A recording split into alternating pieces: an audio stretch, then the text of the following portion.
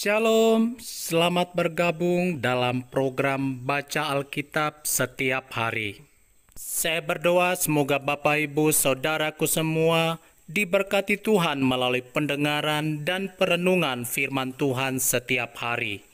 Selamat mendengar dan merenungkan. Tuhan Yesus memberkati.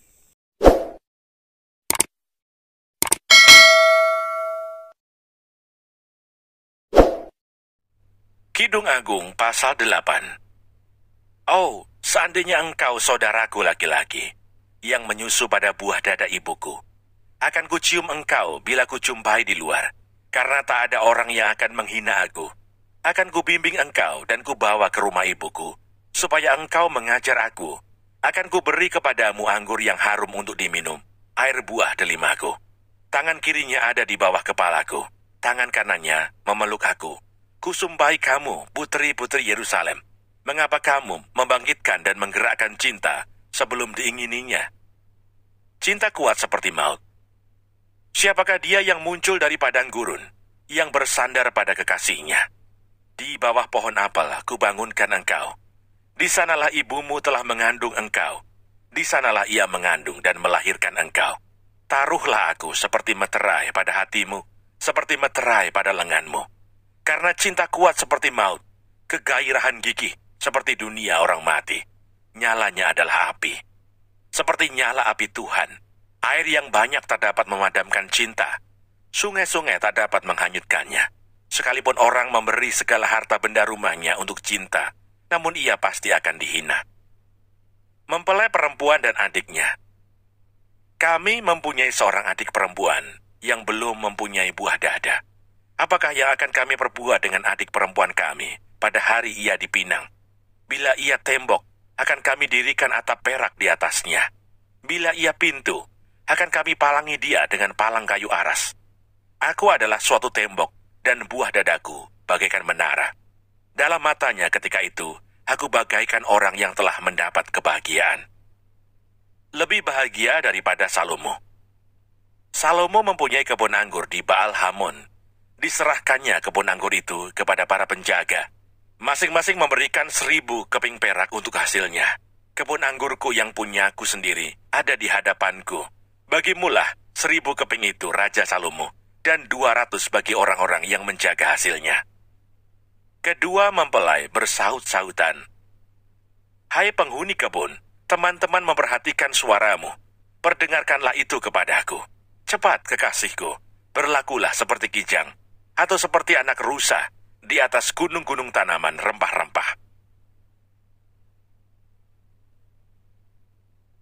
Kitab Yesaya. Yesaya pasal 1, bagian pertama.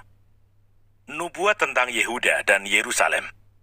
Judul: Penglihatan yang telah dilihat Yesaya bin Amos tentang Yehuda dan Yerusalem dalam zaman Uzia, Yotam, Ahaz, dan Hizkia, raja-raja Yehuda. Pengaduan tentang bangsa yang tidak setia itu. Dengarlah hai langit, dan perhatikanlah hai bumi. Sebab Tuhan berfirman, Aku membesarkan anak-anak dan mengasuhnya, tetapi mereka memberontak terhadap aku. Lembu mengenal pemiliknya, tetapi Israel tidak. Keledai mengenal palungan yang disediakan tuannya, tetapi umatku tidak memahaminya.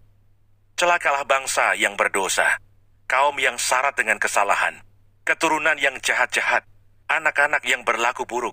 Mereka meninggalkan Tuhan, menista yang Maha Kudus Allah Israel, dan berpaling membelakangi Dia. Di mana kamu mau dipukul lagi, kamu yang bertambah murtad, seluruh kepala sakit, dan seluruh hati lemah lesu. Dari telapak kaki sampai kepala tidak ada yang sehat. Bengkak dan bilur dan luka baru, tidak dipijit dan tidak dibalut, dan tidak ditaruh minyak.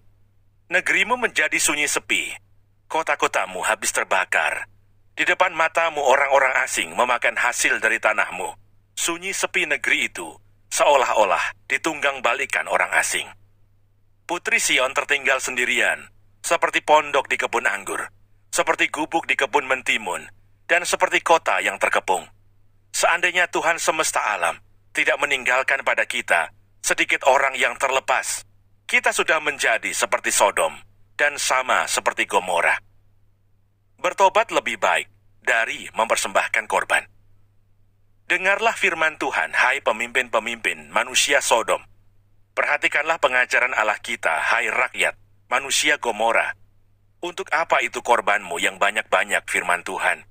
Aku sudah jemu akan korban-korban bakaran, berupa domba jantan, dan akan lemak dari anak lembu gemukan, darah lembu jantan dan domba-domba, dan kambing jantan tidak kusukai. Apabila kamu datang untuk menghadap di hadiratku, siapakah yang menuntut itu daripadamu?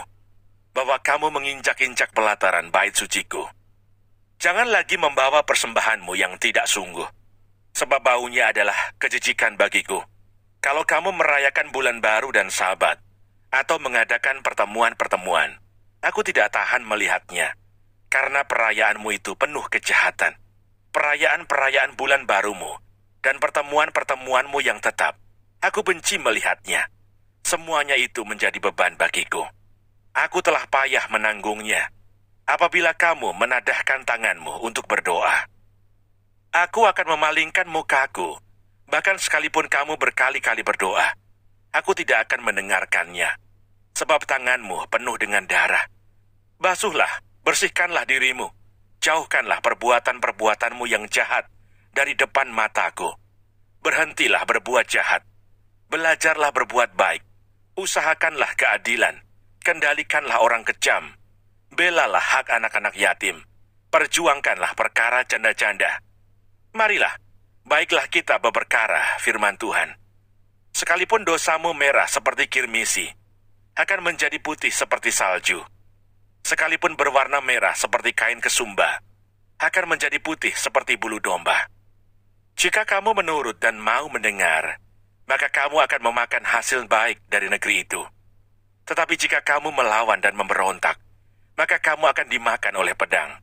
Sungguh, Tuhan yang mengucapkannya. Hukuman atas Yerusalem. Bagaimana ini, kota yang dahulu setia, sekarang sudah menjadi sundal. Tadinya penuh keadilan, dan di situ selalu diam kebenaran. Tetapi sekarang penuh pembunuh. Perakmu tidak murni lagi, dan arakmu bercampur air. Para pemimpinmu adalah pemberontak, dan bersekongkol dengan pencuri. Semuanya sudah menerima suap, dan mengejar sogok. Mereka tidak membela hak anak-anak yatim, dan perkara janda-janda tidak sampai kepada mereka. Sebab itu demikianlah firman Tuhan, Tuhan semesta alam, yang maha kuat pelindung Israel. Aku akan melampiaskan dendamku kepada para lawanku, dan melakukan pembalasan kepada para musuhku. Aku akan bertindak terhadap engkau. Aku akan memurnikan perakmu dengan garam soda, dan akan menyingkirkan segala timah daripadanya. Aku akan mengembalikan para hakimmu seperti dahulu, dan para penasihatmu seperti semula. Sesudah itu engkau akan disebutkan kota keadilan, kota yang setia. Sion akan kubebaskan dengan penghakiman yang adil, dan orang-orangnya yang bertobat akan kubebaskan dengan tindakan yang benar. Tetapi orang-orang yang memberontak dan orang-orang berdosa akan dihancurkan bersama, dan orang-orang yang meninggalkan Tuhan akan habis lenyap. Sungguh, kamu akan mendapat malu karena pohon-pohon keramat yang kamu inginkan, dan kamu akan tersipu-sipu karena taman-taman dewa yang kamu pilih. Sebab kamu akan seperti pohon keramat yang daunnya layu, dan seperti kebun yang kekurangan air, maka yang kuat menjadi seolah-olah kapas, dan pekerjaannya menjadi seolah-olah bunga api. Keduanya menimbulkan api, dan tidak ada yang dapat memadamkan.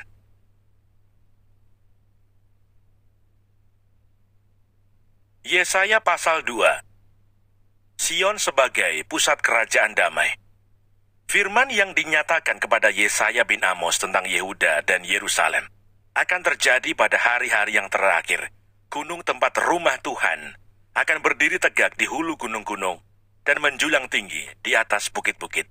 Segala bangsa akan berduyun-duyun ke sana, dan banyak suku bangsa akan pergi serta berkata, "Mari kita naik ke gunung Tuhan, ke rumah Allah Yakub, supaya ia mengajar kita tentang jalan-jalannya, dan supaya kita berjalan menempuhnya.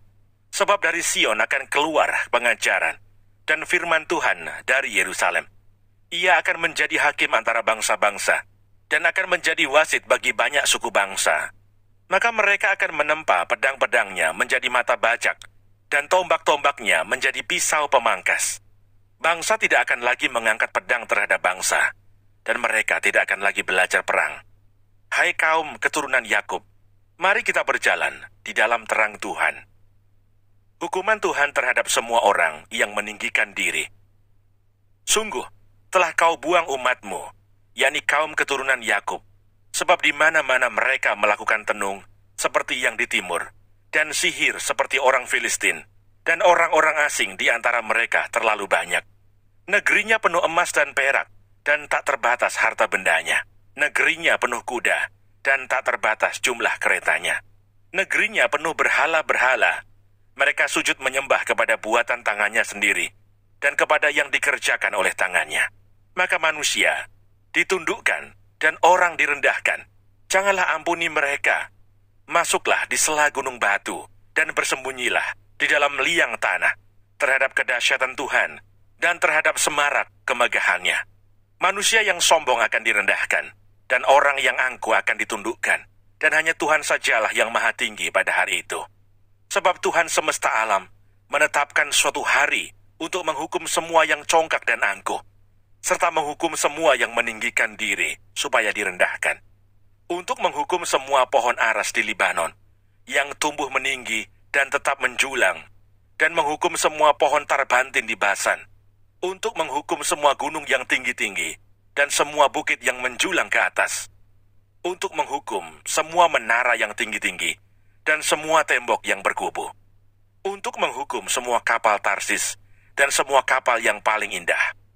Manusia yang sombong akan ditundukkan, dan orang yang angkuh akan direndahkan. Hanya Tuhan sajalah yang maha tinggi pada hari itu. Sedang berhala-berhala akan hilang sama sekali.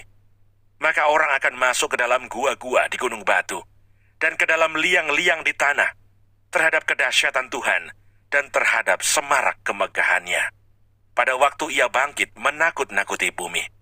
Pada hari itu berhala-berhala perak dan berhala-berhala emas, yang dibuat manusia untuk sujud menyembah kepadanya, akan dilemparkannya kepada tikus dan kelelawar. Dan ia akan masuk ke dalam lekuk-lekuk di gunung batu, dan ke dalam celah-celah di bukit batu. Terhadap kedahsyatan Tuhan, dan terhadap semarak kemegahannya, pada waktu ia bangkit menakut-nakuti bumi. Jangan berharap pada manusia, sebab ia tidak lebih daripada embusan nafas. Dan sebagai apakah ia dapat dianggap? Jangan lupa subscribe, nyalakan loncengnya, like, dan share. Terima kasih. Tuhan Yesus memberkati.